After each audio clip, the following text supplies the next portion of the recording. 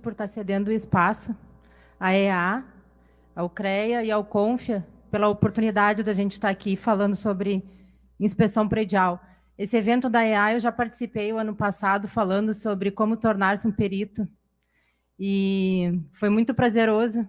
Esse ano, mais uma vez, aceitei o convite do João. Agradeço também, né?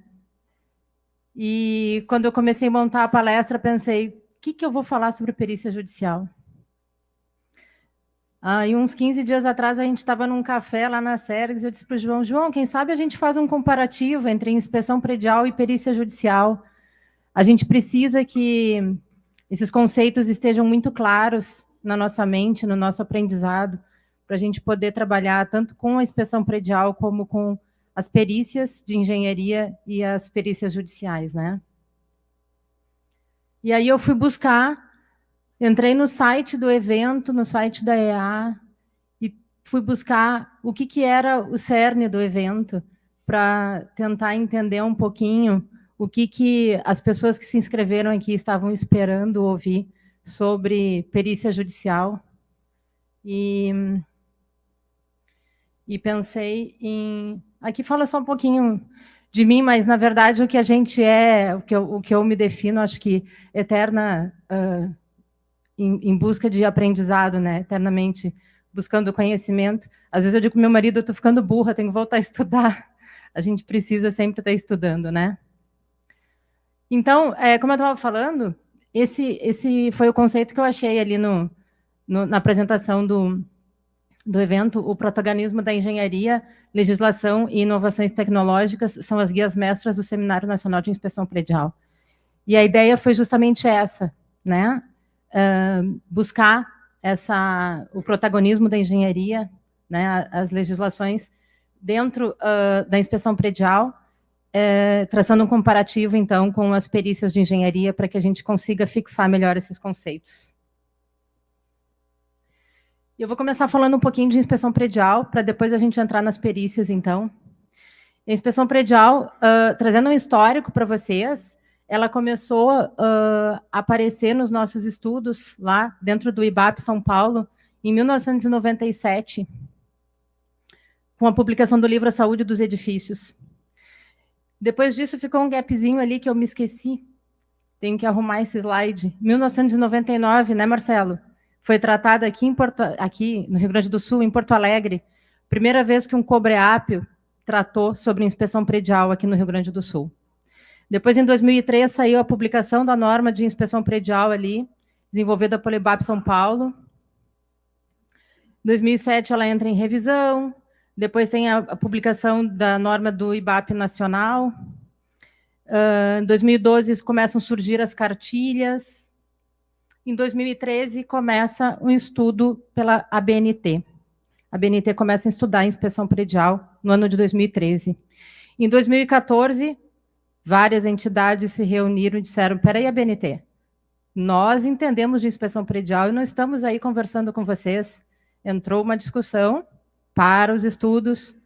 Em 2015 e 2016, a harmonização das entidades, todo mundo dentro do grupo de novo de estudo, e aí se retoma a comissão em 2016, 2017 finaliza, 2018 entrou para a consulta nacional, demorou um tempinho, e em 2020... temos aí a nossa NBR 16747, que trata da inspeção predial. Em 2021, a gente entrou com a norma de revisão do IBAP São Paulo. Desenvolvimento das partes, a ABNT começou a tratar em 2021, e agora, em 2024, a gente está estudando a revisão da norma do IBAP Nacional. Então, eternamente estudando inspeção predial, né? A ABNT está tratando da elaboração das partes. E vejam, isso não é inspeção especializada, não é vistoria ou perícia especializada. É para a gente entender as partes constituintes de uma inspeção de um sistema predial. E esses sistemas são hidrossanitários, estrutural, elétrico, sistemas de ar-condicionado e ventilação e os sistemas de prevenção combate a incêndio. Isso está em desenvolvimento. Essas aqui são as duas carinhas das duas normas, né? Do IBAP Nacional e do IBAP São Paulo. Do IBAP Nacional, como eu falei para vocês, agora esse ano em revisão. Aí eu trago um pouquinho de definições de inspeção predial. Da norma, é o processo de avaliação das condições técnicas de uso, operação, manutenção e funcionalidade da edificação e de seus sistemas e subsistemas construtivos de forma sistêmica e predominantemente sensorial, considerando os requisitos dos usuários. Gente, quanta coisa tem nessa única frase. Uma definição muito rica nessa única frase, para a gente pensar muito a respeito de sistemas, subsistemas construtivos, de forma sistêmica de uma edificação, a gente conseguir, quando a gente começa a entender, estudar essa definição, essa frase, a gente começa a entender, né, o que é a inspeção predial. E aí eu sempre faço aqui uma brincadeira que, às vezes, a gente está parado na frente de um prédio, quando a gente vai iniciar a inspeção predial, a gente para do outro lado da calçada, cruza o braço e fica olhando para o prédio. Daqui a pouco começa a parar mais alguém e pensa, o que está acontecendo lá? Será que alguém vai pular? Não, a gente está analisando aquele prédio, os sistemas, os subsistemas, o paciente, é o primeiro contato com o nosso paciente, né? Então, a gente começa a entender um pouco o que é todo esse conceito que envolve a inspeção predial. E aqui a gente tem definição de literatura que eu acho muito rica, apesar de ser lá de 2014, do professor Gomide, mas é o check-up da edificação, visando a boa qualidade predial e a saúde dos usuários, né? Ela requer o diagnóstico dos seus sistemas para posterior providência e reparo de serviços de manutenção predial. Aqui a gente tem outra definição do Gomide, que é a análise das condições técnicas de uso e de manutenção, visando orientar a manutenção e a qualidade predial total.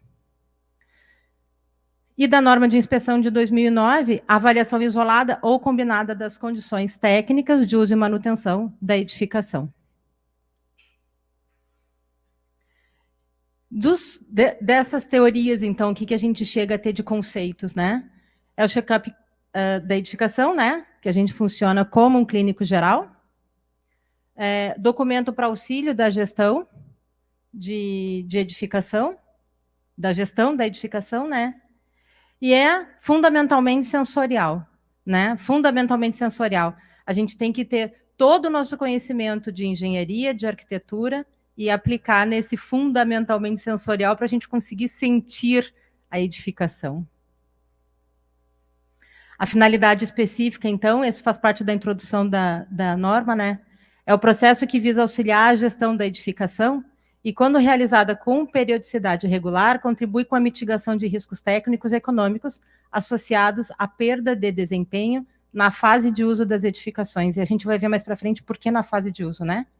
Avaliação da edificação, então, na fase de uso, operação e manutenção, que visa, então, essa análise das características da edificação, da exposição ambiental, né? Um prédio numa região com mesmas características construtivas pode se comportar de uma forma completamente diferente em outra região, com outro ambiente, dependendo do nível de agressividade. A análise do uso da operação de manutenção, também da mesma forma, né? Assim como o Felipe fez o comparativo da Mercedes com a Volkswagen, daqui a pouco você pega um edifício com sistemas melhores ou com uma construção popular, e dependendo do nível de manutenção e cuidado com o prédio, a vida útil de um ou de outro vai ser completamente diferente, né? Então, a análise do uso, da operação e da manutenção é fundamental. E a vida útil dos sistemas que estão ali empregados, né? Não basta a gente dizer que foi dado uma boa manutenção ou não, se a gente não traçar um comparativo disso com aqueles sistemas que estão sendo analisados. E quando que é o momento típico de aplicação da inspeção predial? Então, a gente tem a vistoria cautelar de vizinhança antes de iniciar a obra. A gente passa por um momento de construção da obra, a entrega de recebimento posterior. Depois a gente tem vistoria e análise de causalidade, caso seja necessário. E após transcorrido o tempo suficiente para avaliação de uso e manutenção, ou seja, a edificação está sendo usada, então a gente entra no momento típico da aplicação da inspeção predial, porque a gente vai analisar o uso, manutenção, tal.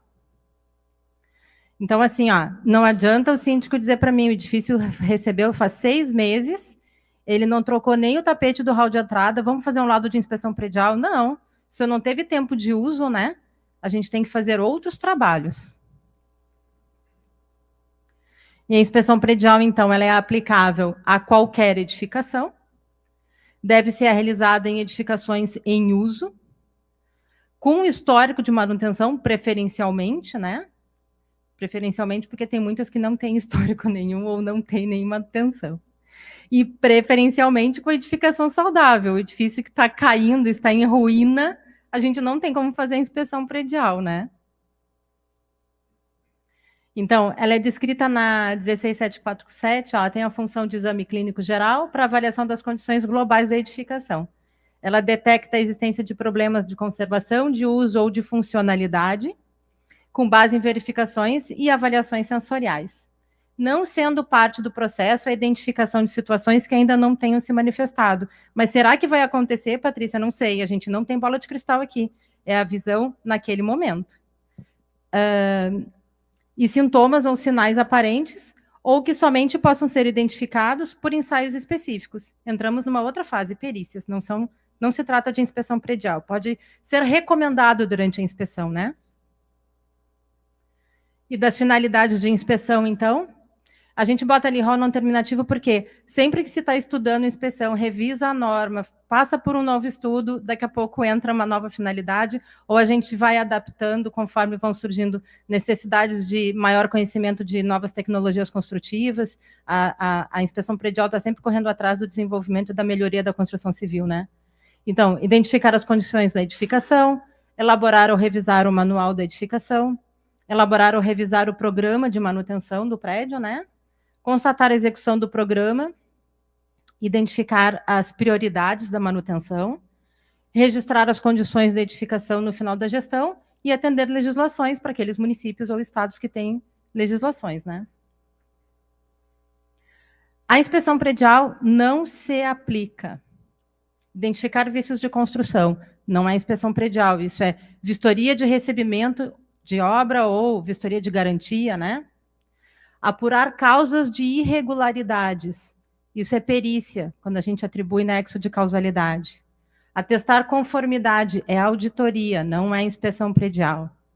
Projetar e especificar soluções técnicas é consultoria, isso também não é inspeção predial. Então, a gente começa a entender um pouco qual é essa diferença da inspeção predial para os outros trabalhos e para as perícias de engenharia. Agora a gente entra nos aspectos que diferenciam a inspeção predial das perícias de engenharia. A perícia, vou começar por baixo, ela tem um olhar voltado para trás. Por quê? Ela faz a verificação do estado ou condição em função de uma falha, de um processo patológico ou anomalia que tenha causado impactos civis ou criminais. Envolve a determinação do estado, a identificação das relações causais, nexo de causalidade, a gente tem que atribuir isso na nossa perícia, a determinação da causa raiz, análise de comportamentos e procedimentos que contribuíram para o resultado indesejado daquela situação. Demanda atribuição de responsabilidade e, algumas vezes, valores. Então, olhar voltado para trás, perícias. A inspeção predial tem um olhar voltado para frente. Análise do estudo, né? O estudo da manutenção e o uso para posterior manutenção. Verificação do estado de deterioração, detecção precoce dos problemas patológicos, falhas, anomalias, visando definir a necessidade de intervenção e evitar o agravamento de riscos, de forma a preservar a solidez, a segurança e reduzir custos. Demanda atribuição de prioridades e o tipo de ação necessária, olhar focado para frente. Claro que em determinado momento na conversa com o síndico, no meu laudo, na apresentação do trabalho, a gente vai falar, olha, isso daqui foi causado por tal coisa, isso aqui foi falta de manutenção, isso aqui é um vício construtivo, isso aqui é uma coisa, mas não é o foco principal, né, do trabalho. Tem um videozinho aqui, tu consegue dar um play ali? Em cima do vídeo.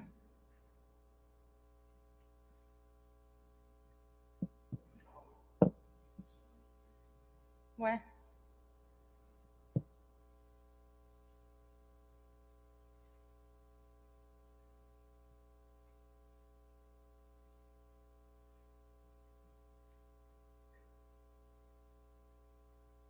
Não? Ah, tá. Profissionais de tecnologia.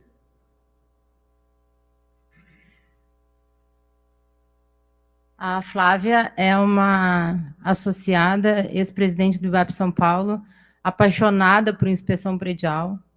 A Flávia respira inspeção predial, participou de todas as revisões das normas, faz parte do comitê da BNT que trabalha na inspeção predial. E sempre que eu tenho alguma dúvida, eu me consulto com a Flávia. Não? Olá, eu sou a Flávia Zoega Andreata Pujadas e queria trazer a mensagem da importância da inspeção predial para a sociedade. Eu trabalho com isso há mais de 20 anos e a inspeção predial, além de uma excelente ferramenta na gestão dos ativos, do patrimônio, auxiliando a manutenção e o uso correto dos sistemas construtivos, ela também é uma forte medida de prevenção de acidentes. A inspeção predial, ela possui norma própria, tem a 16747, que traz toda a sua metodologia. É muito importante que os profissionais que queiram trabalhar com inspeção predial se capacitem, façam cursos, estudem a metodologia e como aplicar. Existem muitas confusões no mercado, usando a inspeção predial como uma perícia de engenharia, o que não se aplica, e também fazendo a inspeção predial de uma forma inadequada, sem seguir a metodologia da 16747. Então, os profissionais interessados nessa área, os profissionais que querem colaborar com a sociedade para a segurança das edificações, devem procurar os cursos específicos que o IBAP costuma oferecer em diversos estados no Brasil e também no Rio Grande do Sul. Um abraço e espero poder vê-los nos eventos do IBAP. Então, olha o que ela fala, né? Além de excelente ferramenta na gestão dos ativos do patrimônio, auxiliando na manutenção e uso correto dos sistemas construtivos, também é forte medida de prevenção de acidentes. Então, isso é inspeção predial, né? E ela fala ali a diferença e por que ela não pode ser usada como o laudo de inspeção predial como uma perícia de inspeção predial. Tem um xizinho aqui, eu estou do lado, não bastou. Aí eu convidei um outro colega, que é perito judicial, o André Petersen, que ele trabalha basicamente com perícias de engenharia. Agora travou aqui. Para ele trazer para a gente o que são as perícias. Agora a falha técnica foi total.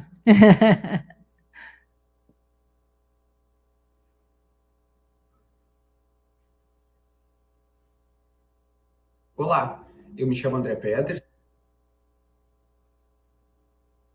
Olá, eu me chamo André Petersen, sou engenheiro civil e venho hoje fazer essa gravação a pedido da querida amiga, engenheira civil, Patrícia Bertotto, presidente do IBAP-RS.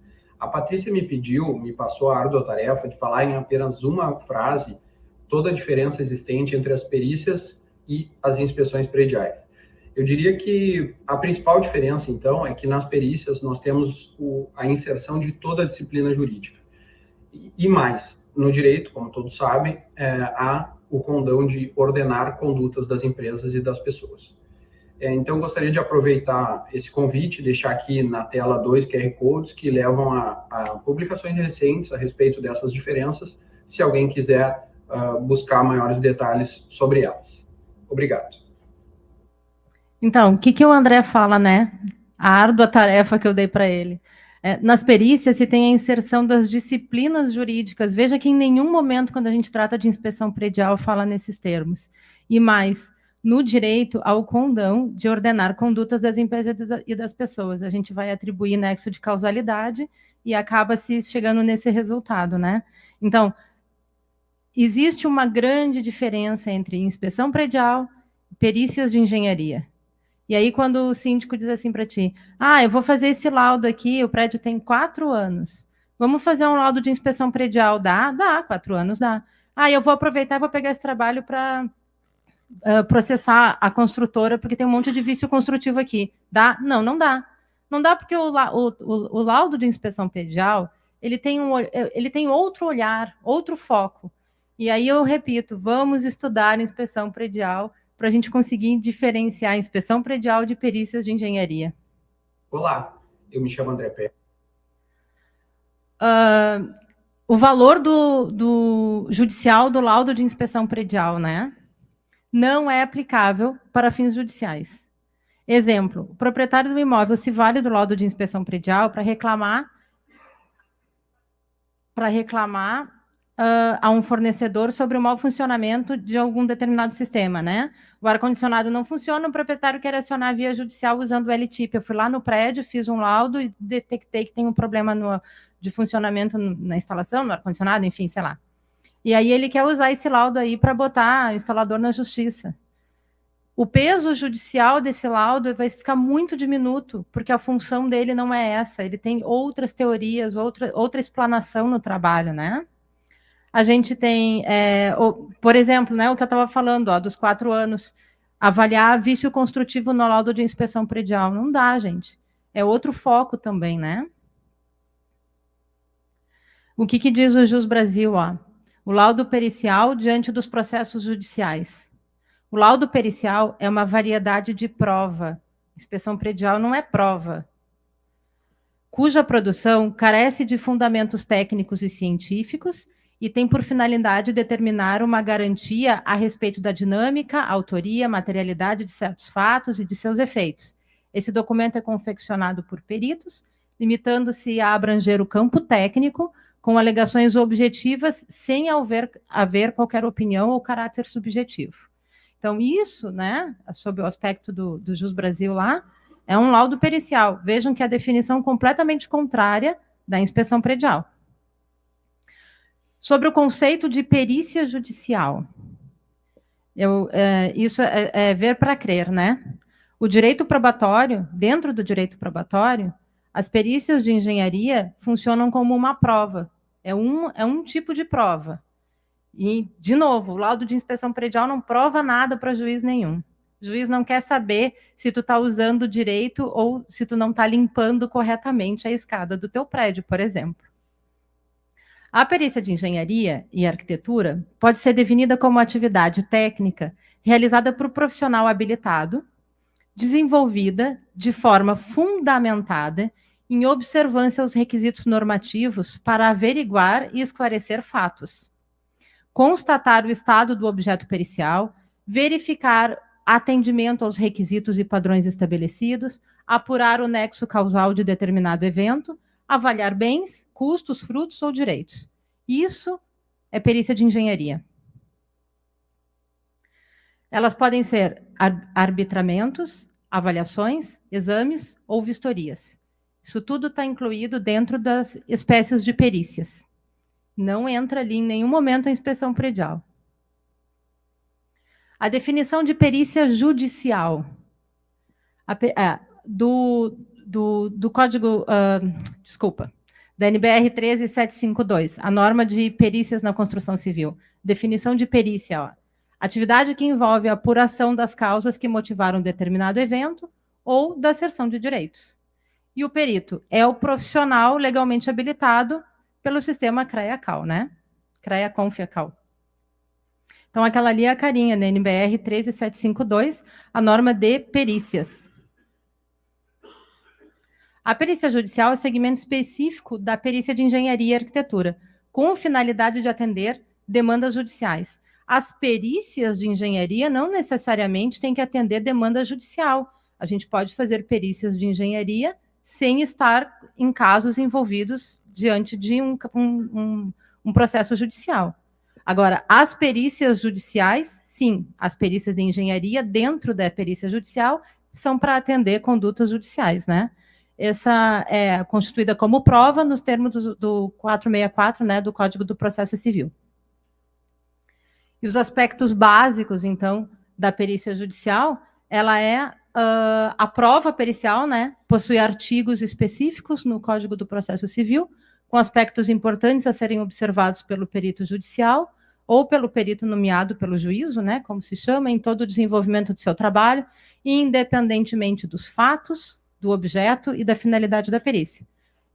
O perito judicial é o auxiliar do juízo e deve trabalhar de forma técnica, fundamentada, equidistante, transparente em todas as etapas da fase do seu trabalho, sejam essas preliminares ou não. Ou seja, o perito de engenharia dentro de um processo judicial é o auxiliar do juiz, porque o juiz é advogado, ele não entende de engenharia.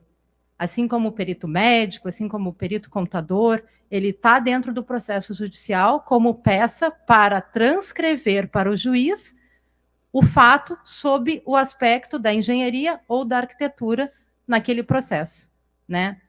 Perito não é juiz, perito não defende parte, perito não é delegado, perito está ali para analisar o fato e transcrever aquilo para o processo, para dar clareza, para que o juiz tome a sua decisão. O perito também não decide nada. A perícia judicial, ela pode ser vistorias e avaliações, né? A perícia envolvendo vistoria é uma modalidade de perícia que envolve os 3 aspectos isolados. O que é? É aquela perícia que a gente tem que ir lá olhar, né? As vistorias. Ela pode ser de constatação, análise de conformidade, constatação. Eu fui lá e vi, o juiz está me perguntando, aquela cadeira é amarela? Sim, seu juiz. Eu fui lá e vi que a cadeira é amarela. Análise de conformidade e causalidade. A cadeira amarela está conforme a norma? Sim, ela está conforme a norma, ou ela está conforme o construtor disse que ia fazer, análise de conformidade. E a apuração de nexo causal. Não, seu juiz, ela é azul. Por quê? Não sei, porque disseram que ela era amarela e agora ela está azul. E quem foi que pintou de azul? Foi o construtor. Bom, está aí o nexo de causalidade. A vistoria, então, ela é uma espécie de perícia que pode ter como objetivo a constatação de fatos, análise comparativa de conformidade e desenvolvimento do processo investigativo e analítico fundamentado, né? Ela é amarela porque no memorial descritivo da obra disseram que ela era amarela ou, né, existe uma norma técnica que diz que a cadeira obrigatoriamente tem que ser amarela. Estou atestando conformidade, está conforme. E que permita a apuração de causas e consequências. Se eu simplesmente digo para o juiz, ele vai conseguir definir alguma coisa baseada em que eu estou dizendo isso para ele, porque eu acho que eu tenho que dar segurança para esse juiz poder tomar a decisão dele, né? Então, eu tenho que chegar com clareza no laudo para que ele consiga apurar causas e as consequências e tomar a decisão dele. Então, a perícia envolvendo vistoria, ela pode ser uma análise comparativa de conformidade, a vistoria de constatação, que a gente foi lá e constatou, né? E a vistoria de análise de causalidade ou apuração de nexo causal, que são as perícias judiciais. E a vistoria de análise comparativa de conformidade, então, como a gente falou, ela consiste na constatação de fatos ou situações com descrição minuciosa dos elementos que constituem a verificação da conformidade aos requisitos e padrões estabelecidos em projetos, em memoriais descritivos, em normas técnicas, legislações, manuais, e aí a gente vai pedindo para as partes darem os documentos ou, né, quando não consta no processo, para que a gente consiga fazer essa análise dessa conformidade, ou a gente vai em busca de material referencial teórico que nos dê subsídio para a gente dar essa informação de conformidade, né? A vistoria de constatação, então, é a verificação de fatos ou situações com descrição minuciosa dos elementos que constituem. Pode ter o propósito de caracterizar a tipologia, estado de conservação, o padrão construtivo, idade, anomalia, avanço físico, enfim, a gente vai fazendo toda a descrição do que está sendo constatado. Não há determinação de causas, de responsabilidades ou soluções, é apenas uma constatação. Aquilo ali existe ali? Sim, existe. Como que tá? Tá assim, tá assado. Ontem uma colega me telefonou para a gente conversar. Disse, Patrícia, eu preciso de uma opinião tua. Eu disse, não, eu não consigo te dar essa opinião, nem sei o que fazer. Ela precisa fazer uma perícia numa tubulação enterrada. Eu disse, sim. Eu sou engenheira, não sou mãe de nada. Como que a gente vai fazer isso? Não, mas o juiz mandou analisar a documentação que o condomínio tem. Tá, e qual é a documentação que o condomínio tem? Ah, tem foto, tem vídeo, tem data nisso, isso está conforme o projeto, né? Eu disse para ela, então, tem que tentar reunir todo o material possível para ver se aquela tubulação realmente existe ali, para começar, né? E aí, depois disso, então, ir se embasando nesse material e tentar traçar um comparativo aí com referencial teórico, ver se o projeto existe, pelo menos, né? Então, indo em busca desse material para conseguir fazer essa constatação para o juiz, porque, no fim das contas, ela pode concluir que a tubulação não existe. Então, a gente tem que tentar buscar esse embasamento, né? E a vistoria de análise de causalidade, a apuração do nexo causal, que a gente tem que, no final das contas, dizer para o juiz, né? Que uma coisa está atrelada à outra, ou o que foi que causou aquele problema. Ela consiste na constatação de fatos ou situações com descrição minuciosa dos elementos que os constituem, com desenvolvimento de processo investigativo tecnicamente fundamentado. Se não for tecnicamente fundamentado, o juiz não precisa do engenheiro, ele vai lá e fundamenta sozinho, né? Que permita analisar a existência ou inexistência de possíveis nexos causais. Pode ainda revelar responsabilidade e apontar consequências. Vai acabar acontecendo, né? Porque o negócio está bem ou mal construído, quem foi que construiu, está bem ou mal mantido, não foi bem construído, mas não foi bem mantido, ou vice-versa, né? Para cada modalidade de vistoria, existem requisitos técnicos mínimos a serem obedecidos, né? No desenvolvimento da prova pericial, isso segundo a norma de perícias, né? Requisitos relacionados às informações para análise e fundamentação do trabalho, requisitos que medem a exatidão do trabalho pericial e são tanto maiores quanto menor for a subjetividade contida na perícia. Aí uma das partes manda lá o processo e você vai ver, tem 80 quesitos. Tem que responder os 80 quesitos? Tem que, né? Ou você não faz aquela perícia. Aí eu posso dizer sim, sim, sim. Não, gente. A gente tem que responder. Você está fazendo a perícia. O juiz te chamou para fazer a perícia, né? E o advogado está tentando te dar um nó para ver se ele consegue que em algum momento tu responda alguma coisa contrária. Eu vou ficar respondendo sim, sim, né? Resposta prejudicada, quesito respondido no número 10. Aí os 20 quesitos próximos eu respondo, faço um copia e cola da mesma coisa. Isso é falta de respeito com o juiz, né? Por mais que o advogado, você não está ali trabalhando para o advogado, você está ali trabalhando para o juiz. Então, menor for a subjetividade contida na perícia, a gente tem que se esforçar para responder e responder de forma fundamentada e bem esclarecido, né? Os requisitos de uma perícia são condicionados à abrangência das investigações e à confiabilidade das informações obtidas e suas análises. Quanto maior for a confiabilidade daquela análise, mais segurança eu vou estar dando para o juiz tomar a decisão dele. Os requisitos determinam, portanto, a qualidade das análises técnicas efetuadas na perícia e o menor grau de subjetividade emprestado pelo perito. Os aspectos que definem, resumidamente, o exposto referem-se à metodologia empregada, e a gente vai descrever qual é a metodologia que nós utilizamos para fazer aquela perícia, né? Os dados levantados, tudo que não tiver no processo e a gente precisar para desenvolver o nosso trabalho, a gente vai solicitando para as partes. Para isso, existem os assistentes técnicos das partes, para que o perito possa conversar no mesmo nível de linguagem técnica de engenharia, porque se eu fizer um pedido para um advogado, e se eu fizer um pedido para o assistente técnico que é engenheiro, ele atende muito mais rápido, porque entende muito mais facilmente. O tratamento dos elementos coletados e trazidos ao lado, né? E a menor subjetividade inserida no trabalho. Os requisitos, então, exigidos em uma perícia, evidentemente, relacionam-se ao objeto, ao objetivo e à finalidade. Depende do que eu estou periciando, para que é, né? O que aconteceu, qual o nível de... qual o material que eu preciso, né? Eu estou analisando a cadeira, por exemplo. Vai fazer diferença se tem um fio passando embaixo ou não, se não tem nada a ver com o objeto da perícia? Então, eu não preciso me preocupar com o projeto elétrico daquilo ali, ou alguma situação assim, né? Que acaba acontecendo às vezes. Os exemplos de requisitos, então, que a gente pode utilizar, né? Normas técnicas, legislações específicas, projetos, cronogramas contratuais, memorial descritivo, enfim, todo e qualquer material necessário que possa nos valer ali de alimentação. E as perícias envolvendo avaliação? A avaliação de bens, né? Agora a gente sai daquelas vistorias e entra num outro tipo de perícia, né?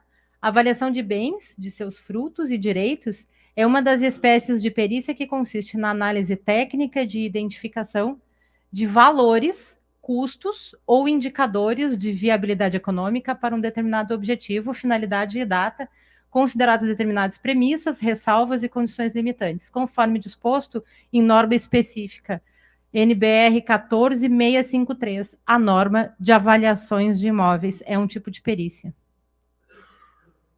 E tem também a norma do IBAP São Paulo, que também trata de avaliações imobiliárias, né? A avaliação de bens, então, e requisitos e etapas exigidos estão relacionados com o objeto, o objetivo e a finalidade do trabalho. Comumente relacionam-se em cumprimento das normas técnicas, observância de legislações específicas, consulta de projetos, análise de orçamentos, realização de vistorias, elaboração de pesquisa de mercado. Isso vai depender do que está sendo avaliado e para que está sendo avaliado, né? A norma se divide em partes e aí ela tem vários tipos de avaliações ali dentro. A etapa de vistoria, dentro da análise, dentro da avaliação de bens, a gente tem a etapa de vistoria, se necessário for. A etapa de vistoria nas avaliações consiste na constatação sobre o bem avaliando. Posso avaliar à distância? Não sei. Hoje em dia, a Caixa Econômica Federal está aceitando um tal capacete que o cara tem uma máquina aqui na frente que vai filmando o imóvel e está avaliado. Passa lá para o representante da Caixa lá do outro lado do país. Não sei, é discutível, né? É bom a gente ir lá, até para a gente ver se o imóvel existe, se ele está no lugar certo, né? Uma vez um colega disse assim para mim, Patrícia, eu não posso avaliar esse imóvel. Eu disse, por quê? Eu disse, porque ele está construindo no lote errado. Aqui na matrícula diz que é aqui, mas o lote é ali. O cara construiu no lugar errado. Teve que dizer isso para o juiz? Teve. Ele fez a avaliação, mas botou observação. Olha, né, a avaliação do imóvel é tal, né? Seria tal se ele estivesse no lote certo, mas está construindo no lote do lado. Então, se ele não tivesse ido lá ver, como é que ele ia saber disso, né? Então, a etapa de vistoria nas avaliações consiste em constatações sobre o bem avaliando e a região no qual está inserido. Todo o conceito de avaliação imobiliária faz toda essa diferença, inclusive na região em que o imóvel está inserido, né? A vistoria do bem tem como objetivo constatar as suas características físicas e aspectos construtivos, assim como seu estado de conservação e obsolência.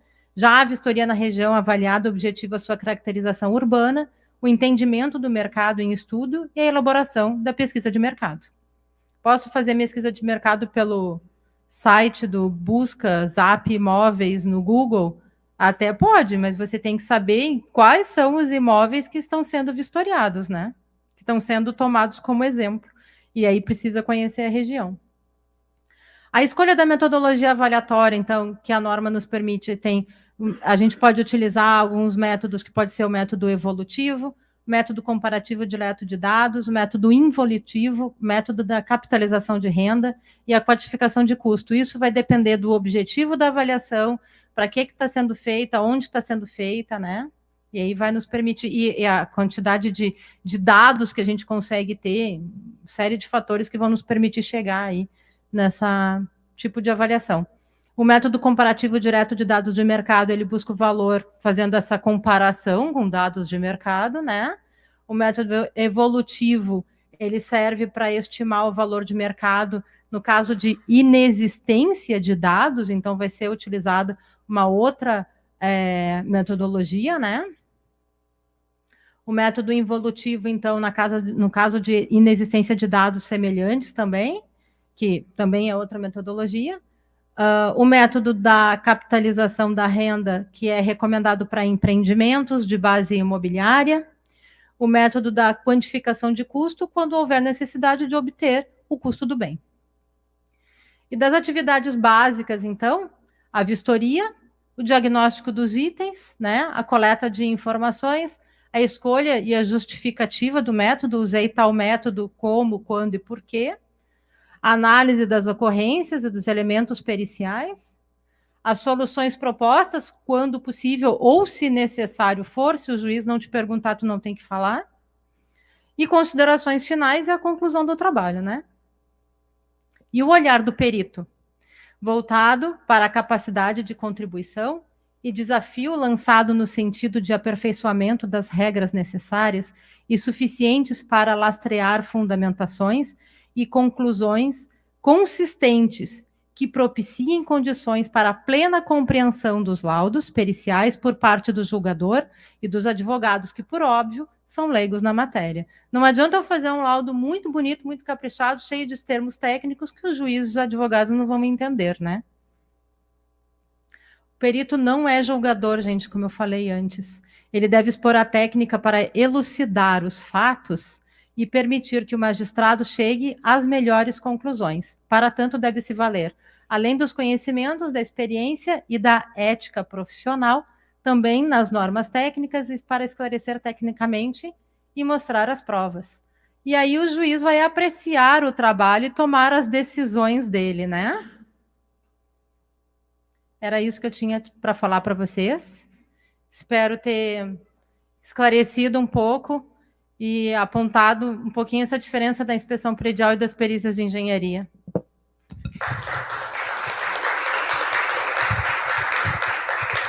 Muito obrigado, engenheira Patrícia. Temos uma pergunta aqui. Bom dia, sou Jorge Bledoff. Eu tenho que falar que eu gostei demais dessa perícia, viu, Patrícia? Dessa tua palestra, viu? Rapidamente, eu sou da área da topografia e faço perícia também, tá? Então, gostei muito da diferença entre inspeção e... Vou ler um pouquinho e depois eu faço a questão no final aqui. E laudo pericial. E tem uma pergunta também.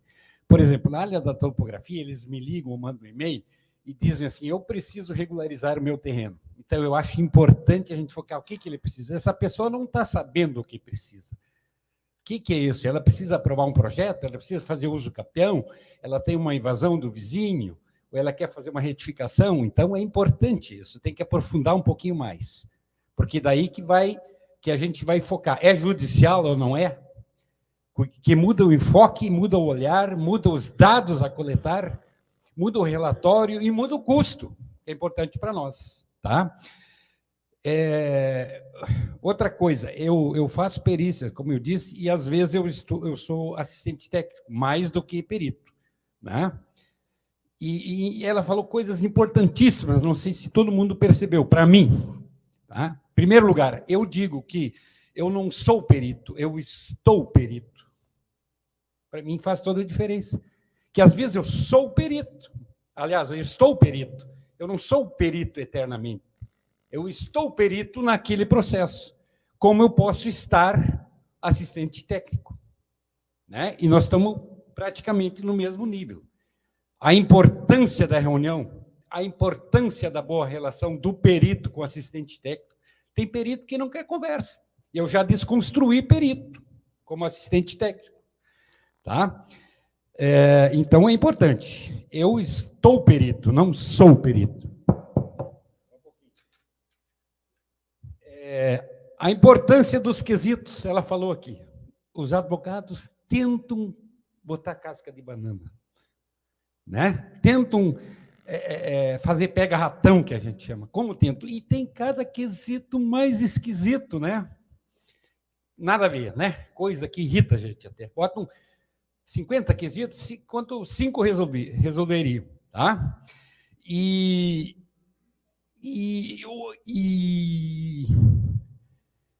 sobre opinião, né? Tu falasse também, essa é uma dúvida minha, que a gente não faz milagres, a gente tem que resolver com o que tem, não podemos inventar. Falasse aqui daquela, né? Daquela questão que o perito não se aprofunda. Aí que está meu negócio.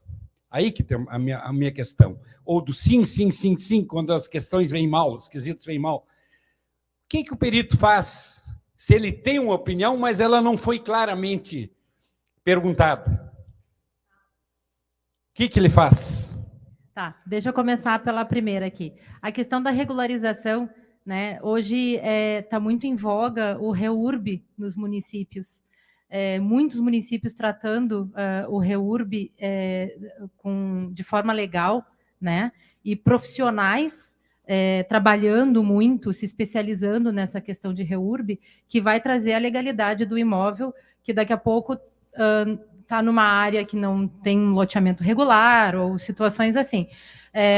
Por outro lado, existem aquelas situações de loteamentos mais antigos, daquelas matrículas que a gente tem que desvendar ou sobreposição de área, né? Então, assim, se você... Isso é uma perícia, não necessariamente é uma perícia judicial, né? Agora, tem que entender, assim, quando o cliente te pede esse trabalho, você tentar entender a necessidade do cliente, porque muitas vezes ele não sabe qual é a necessidade dele. A maioria das vezes. Tem que ir lá conversar e tentar entender qual é a necessidade dele. Eu quero fazer tal coisa, tudo bem. Seu João, eu posso fazer tal coisa para ti, mas o que o senhor está precisando é coisa e tal. Né? A gente tentar esclarecer para o cliente o que ele está precisando, né? Com relação a... Sim.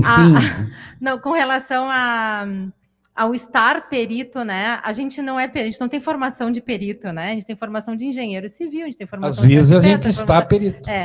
Estar perito naquele momento é um vício que a gente usa de dizer, inclusive nos currículos, às vezes a gente coloca, sou perito judicial, ninguém coloca que eu sou assistente técnico, a gente coloca sou perito judicial tentando nos dar importância, mas é verdade, né? Desde 2015, quando teve a revisão do Código de Processo Civil, e daí eu já entro aí na terceira colocação, fica muito claro essa situação de estar perito, né? E a equivalência, né, o mesmo valor para o perito e para os assistentes técnicos, né? A única diferença é que são 3 partes no processo. A gente enxerga como 3 partes no processo, não como 2. É o juiz e o perito do juiz, autor e réu, e os assistentes técnicos do autor e do réu, para que esses 3 consigam se conversar. Tanto que quando tem, né, muito bate-boca no processo, e aí os assistentes, o advogado do réu geralmente fica lá, mas pede para o assistente técnico, mas pergunta de novo, mas faz mais uma complementação no laudo, mas vamos fazer mais um quesito complementar, daqui a pouco o juiz não, peraí um pouquinho, vamos chamar aqui, vamos conversar. E aí, muita enrolação pode ser ponto contra, né? Na conversa com o juiz, quem é fundamental estar presente? Os assistentes técnicos das partes, né? E sim, tem que haver esse respeito, essa abertura, né? O perito ele tem que obrigatoriamente dar essa abertura e a chance dos assistentes técnicos se colocarem para fazer ali, desde que, claro, o assistente técnico não esteja fazendo o papel de advogado. Por óbvio, ele vai tentar puxar a brasa para o assado do cliente dele, mas técnica tem limite, né? Só uma última questão rapidinha, eu já sei mais ou menos a resposta, mas falar assim, avaliação aí, e a minha pergunta é objetiva. Avaliação e avaliação judicial são diferentes? As perícias, elas, a perícia judicial, né, é um tipo de perícia que está atendendo um processo judicial. A avaliação imobiliária, ela pode estar dentro ou fora de um processo judicial. Eu vou passar para uma última pergunta aqui, até pelo avançado do tempo, mas depois a engenheira Patrícia continua conosco, vocês vão poder ter os esclarecimentos aí. Oi, Patrícia, Luciane, arquiteta, né? Tu mais ou menos já respondeu na pergunta dele, mas assim, sobre essa relação colaborativa entre perito e assistente técnico. Eu recentemente li o livro aquele Engenharia Legal, do Marcelo Corrêa Mendonça, né? Muito bom livro. E ele fala muito nessa relação de colaborativa, né? Antes de tu ter o laudo entregue entre perito e assistente técnico. Isso me chamou a atenção, porque nenhum dos cursos da pós, a gente... é assim, tu não tem relação, tu é perito, tu não tem relação, tu tem uma relação bem, e, assim, sem partes, né? Tu fica bem imparcial, né? Então, me chamou a atenção isso, achei interessante, achei válido, né? E acho importante ouvir a tua experiência dessa relação com os assistentes técnicos de colaboração, não só a respeito, como o colega falou, porque eu acho que a gente não... num ambiente jurídico ou até fora do judiciário, a gente sempre tem que ter respeito, né, com o colega. Eu vou te responder e vou dizer que o próximo palestrante também tem muito a contribuir. Eu comecei a aprender com ele em 2004 e depois em 2015 também com a revisão do CPC. Mas assim, se o assistente técnico não pode falar com o perito, não tem por que ele existir, né? É importante que, antes disso, as partes consigam entender e os advogados consigam entender que o assistente técnico não é simplesmente uma peça que vai chegar no dia da perícia e vai dizer, oi, eu sou o assistente técnico, e ele não conhece o processo, e ele não sabe quais são os problemas do imóvel. Então, o assistente técnico, ele é uma parte, assim como o advogado, né, que vai estar orientando o réu ou o autor de forma técnica, inclusive orientando o advogado.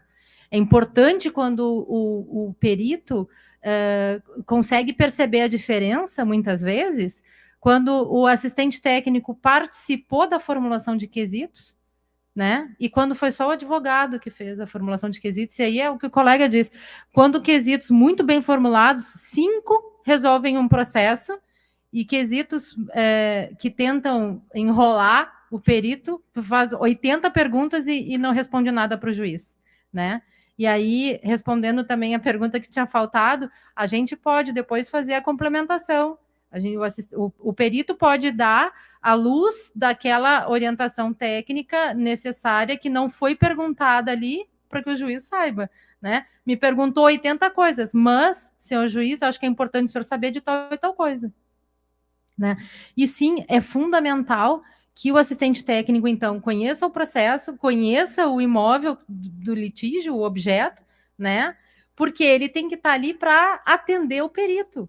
O perito está chegando lá, ele leu o processo, mas ele não conhece o imóvel, ele está chegando naquela casa, naquele prédio pela primeira vez, né? E tu, como assistente técnica, já esteve lá, já vistoriou, já conversou com os proprietários, enfim, então tu conhece, tu sabe onde é que estão os problemas. Aí o perito chega ali, onde é que é a sala de estar?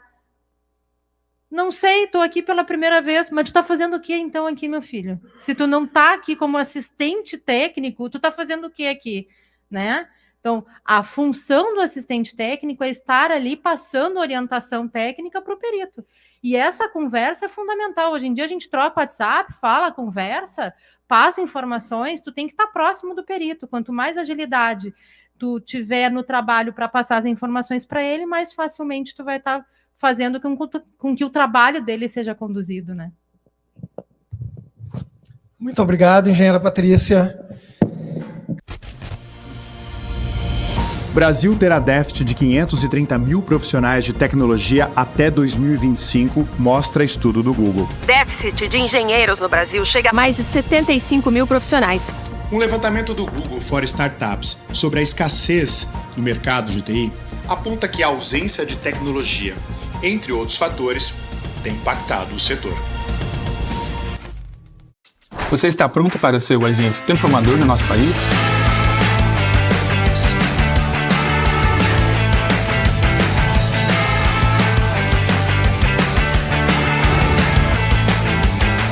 Nosso futuro é feito de pessoas se comunicando e capacitando umas às outras para fazer mudanças reais em nosso país. Mas para essas mudanças acontecerem, nós precisamos agir. Afinal, para a inovação e sustentabilidade andarem juntos, é preciso tecnologia. E para o Brasil se desenvolver, é preciso engenharia, agronomia e geociências. Você está preparado para ser o agente de transformação que o país precisa para crescer? Te convidamos a caminhar com a gente em direção a um novo momento da nossa profissão.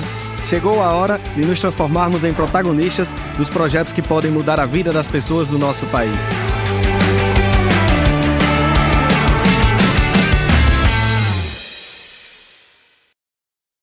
O Conselho Regional de Engenharia e Agronomia do Rio Grande do Sul faz muito porque faz junto. Uma gestão colaborativa e transparente que coloca as pessoas em primeiro lugar. Serviços mais ágeis e inteligentes, trazendo inovação profissional, com direito à carteira digital e menos tempo na compensação das ARTs. Mais segurança, mais confiança e mais tranquilidade. Os profissionais do CREA-RS estão no campo, na cidade, em todos os lugares e momentos. Com fiscalização preventiva, orientativa e educativa, sempre em defesa da sociedade e do exercício legal das profissões. Com uma visão empática, de equidade, de diversidade e de sustentabilidade, o CREA-RS está trabalhando para o planeta, para as pessoas e para a sociedade. E seja por onde for, está construindo o futuro e um mundo melhor. Conselho Regional de Engenharia e Agronomia do Rio Grande do Sul.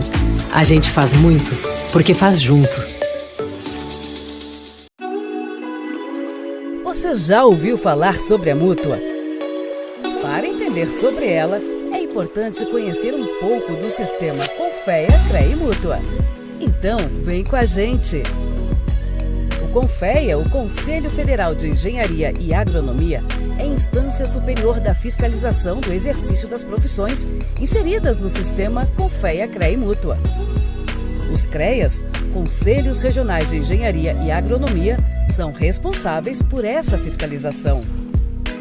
Juntos, atuam para o aperfeiçoamento das atividades das profissões da área tecnológica, garantindo a prática legal das atividades, valorizando o profissional e protegendo a sociedade. Com isso, chegamos à Mútua. Ela é a Caixa de Assistência dos Profissionais do CREA, criada em 1977 pela Lei 6.496, a mesma que instituiu a Anotação de Responsabilidade Técnica, a RT. A Mútua tem a missão de dar o suporte essencial aos profissionais para alavancar a carreira, aquele apoio necessário em momentos difíceis e para realizar sonhos. É um grande diferencial na vida dos profissionais da engenharia, da agronomia e das geociências, poder ter acesso às inúmeras oportunidades que a Mútua oferece exclusivamente. E a Caixa de Assistência está aí para os profissionais do CREA de todo o país. Com a Mútua, investir no futuro e construir uma vida plena é muito mais tranquilo. Benefícios sociais, previdência complementar exclusiva, além de planos de saúde e convênios com grandes marcas. Invista na sua profissão, nos seus sonhos e molde o seu futuro. A vida é mais completa com a Mútua, a Caixa de Assistência e Acolhimento dos profissionais do CREA.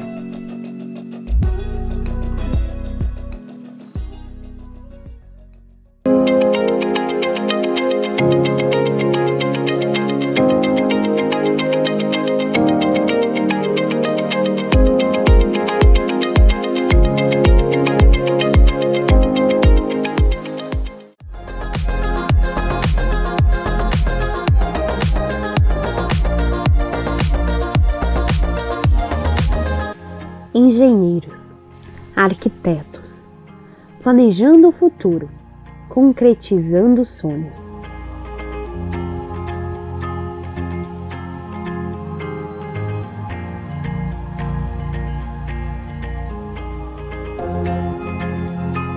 A Associação de Engenheiros e Arquitetos do Vale dos Sinos une profissionais competentes com um ideal em comum: inovação.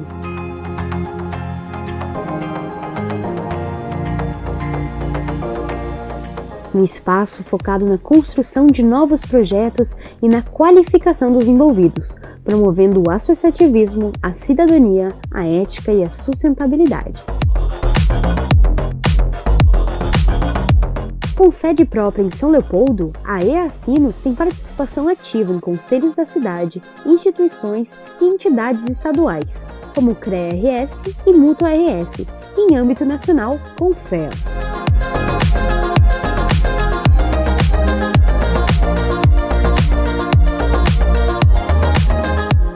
Cursos, viagens, palestras, eventos, confraternizações.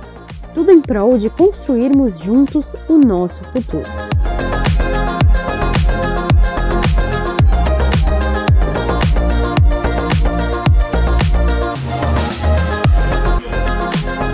A EA Sinos, uma entidade, muitas oportunidades.